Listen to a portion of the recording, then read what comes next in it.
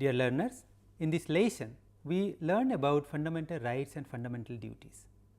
As you know that rights are very necessary for the development of an individual. You must heard about different rights such as right to education and right to information. But before going ahead, it is necessary to know as to what is meant by rights.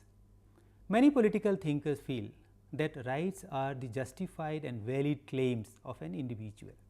Suppose you have a book and some other girl takes it. Now, you can claim that book. Your claim is justified. So, you have a right on that. Essential for the development of an individual. So, you have a right on that book. It makes clear that the claims which are essential for the development of an individual and accepted and recognized by the society or state are rights. Let me tell you very briefly the objectives of this lesson, and the objectives are meaning of rights and duties and their need and importance in our day-to-day life, importance of fundamental rights given in the Constitution of India and analyze their exceptions and restrictions, comparison between fundamental rights and human rights, process of seeking justice through constitutional means in case of violation of fundamental rights, and the last objective is importance of fundamental duties and the need to perform them as a good and law abiding citizen of India. Now, rights only can be of many types. There can be social, political, economic and person rights. Rights are not the claims, but also the rules of interaction between people. For example, I have the right to life. It means no other person has the liberty to snatch my life. This rule of interaction makes my claim on life as my right. Every right comes with an obligation or duty. Rights become meaningless if duties are not performed. Rights are what we expect others to do for us, whereas duties are what we should do for others. As per the definition, rights are claims that are essential for the existence and development of the individuals. If this is accepted, then there can be a long list of rights. Some of the rights recognized and given by the state are treated as fundamental rights. Every living being needs some rights. Man, women, children and even animals have some rights. But the rights that are given by the Constitution of India are called fundamental rights. Constitution guarantees these rights, and secondly, these rights are justiciable, or you can say enforceable. Justiciable means that in case of violation and denial of such rights, a person can approach the court for the protection of the rights.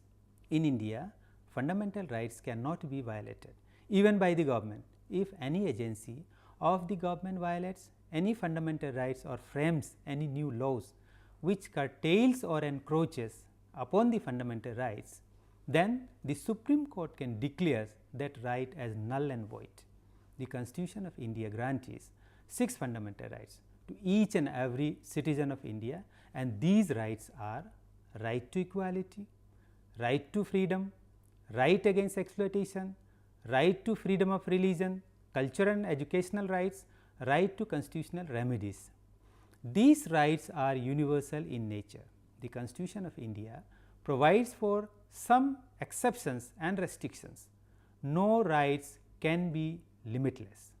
Every right has its own limits. Let us come the right to equality. It means that law of the land shall be equal and same for the citizen of India irrespective of their caste, creed, sex, area, education or place of birth. We can understand that right to equality on 3 important points. Equality before law, it means that all citizens will be equal before the law. No person, howsoever rich or educated, can be above law. To make it more clear, consider one example. Suppose 2 different persons have committed the same crime, then both will be prosecuted in the court of law and shall get the same punishment without any discrimination. Secondly, no discrimination can be made any person or by any person, institution or court of law on the basis of the caste, creed, religion or place of birth. A special provision can be made by the government to protect the inherent of the children, women or the downtrodden. This type of discrimination is accepted to do the social justice. Equal opportunities to top all citizens in matter of public possible employment, state cannot discriminate in case of public employment.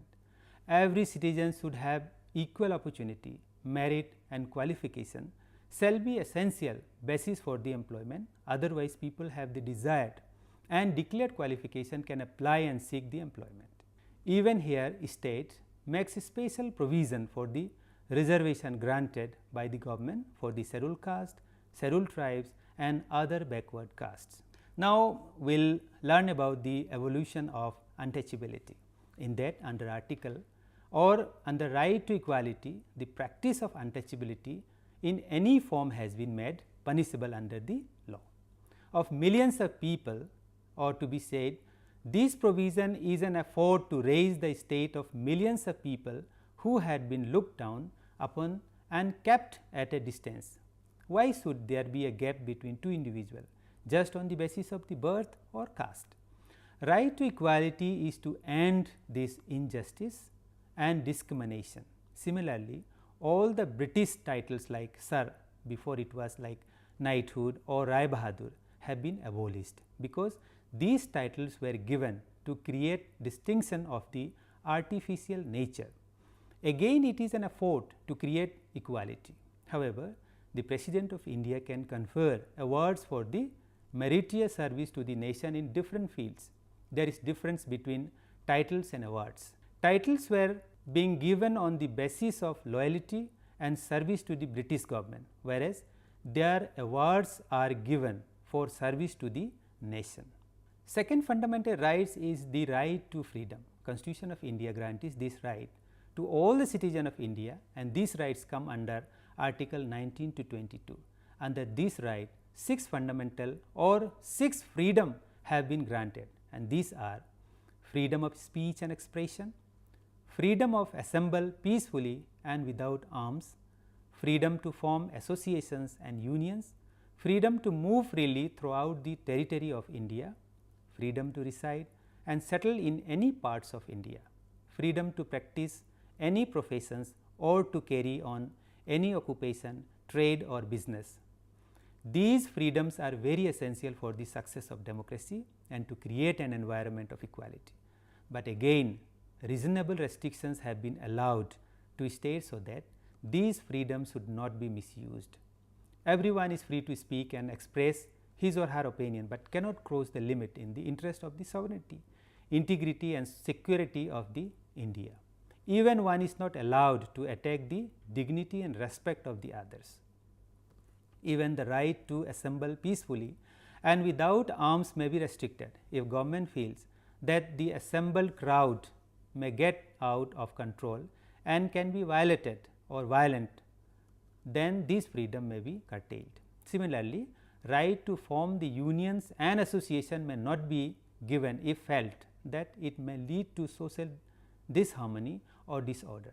To be concise, these freedoms are helped to develop and feel self-respect and dignity. Many provisions of the Constitution are there to achieve this aim. Article 20 of the Constitution provides from the protection in respect of conviction of for offences. No one can be forced to give witness against his or her own self. No one can be prosecuted and punished more than once for the same offence. Article 20 provides that no one can be deprived of his or her own life or personal liberty except according to the established procedure of law. Article 22 provides that every person who is arrested should be given the cause for or of his or her arrest and the ground of the same. He or she should be allowed to get defended by the legal practitioner of his or her own choice. Now, right against exploitation. Right against exploitation starts from article 23 to 24. Article 23 and Article 24 of the Constitution provides protection against exploitation. Under these articles, traffic in human beings and begar and other forms of forced labor have been prohibited, and any breach of these provisions shall be a punishable offence. No child below the age of 14 can be employed in any factory, establishment, mine, or in any other hazardous employment. India is facing the problem of child labor, and this right intends to abolish the same. Now, right to freedom of religion. Article 25 to 28 of the Constitution provides full freedom of all the citizens to have faith in any religion and to worship the way they like. This freedom is available to foreigners also. This right declares India as a secular state, and the state has no religion of its own. All persons are equally entitled to freedom of conscience and the right to profess, practice and propagate religion freely. The state can impose restrictions on these rights on the grounds of public order, morality and health. Every religious group or any section thereof shall have the right a. to manage its own affairs, b. to own and acquire movable or immovable property, c. to administer such property as per the law. There is also no compulsion to pay any tax on the income, the proceeds of which are specifically used in payment of expenses incurred on the promotion or maintenance of any religion. One is free to attend any religious function, but no educational institution maintained by the state fund can give any religious instruction, and no person can be forced to attend any particular religious activities. Now, we learn about cultural and educational rights. As you know, that rights are for development and to enhance the self-esteem of the individual. The Constitution makers were aware of the fact that we Indians take pride in our language and culture. India is very large and full of diversity. In a democracy, minorities cannot and should not be neglected, but given equal chance to progress and develop. Hence, the Constitution makers included cultural and educational rights as a fundamental rights. You may ask as to what is there in these rights. This right is meant to give protection of the language, script or culture of any minority group. No educational institution maintained by state fund can refuse admission to the children on the basis of caste, language or religion. This right ensures education for all, the aspirants on no discrimination. Secondly, this right gives right to all minorities to establish and administer their own educational institutions and give education in the language they want to promote. Government shall not discriminate while giving grant in aid to such institutions. The sixth right is the right to constitutional remedies, which is a guarantee to protect all other rights, as we all know that fundamental rights are justiciable.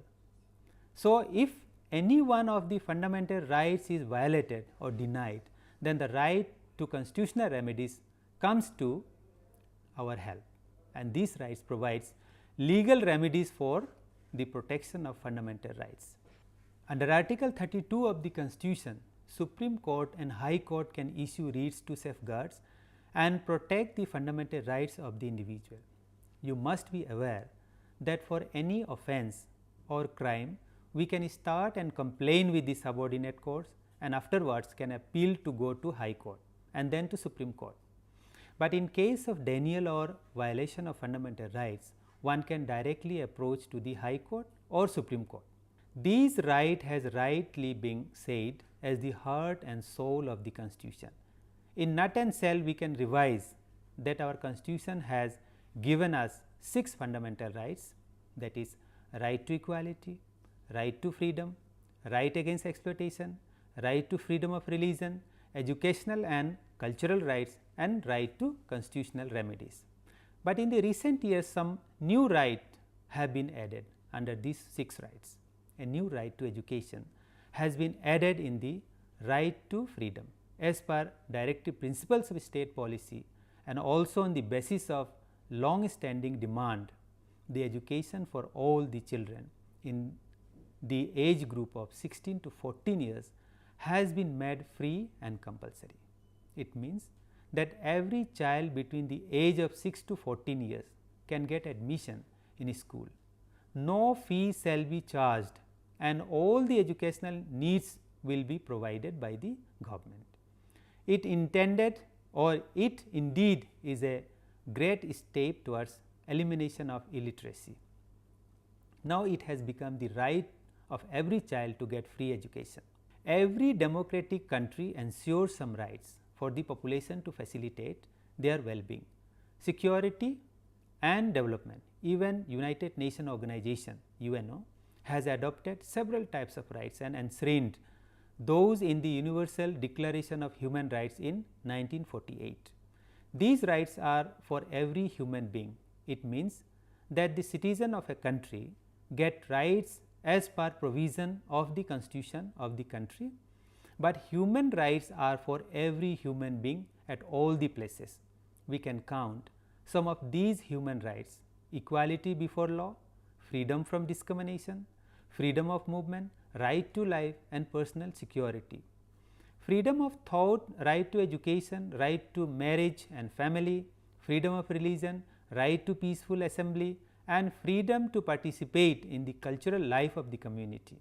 If we look at these rights and compare with our fundamental rights, then we find that there is much common in both.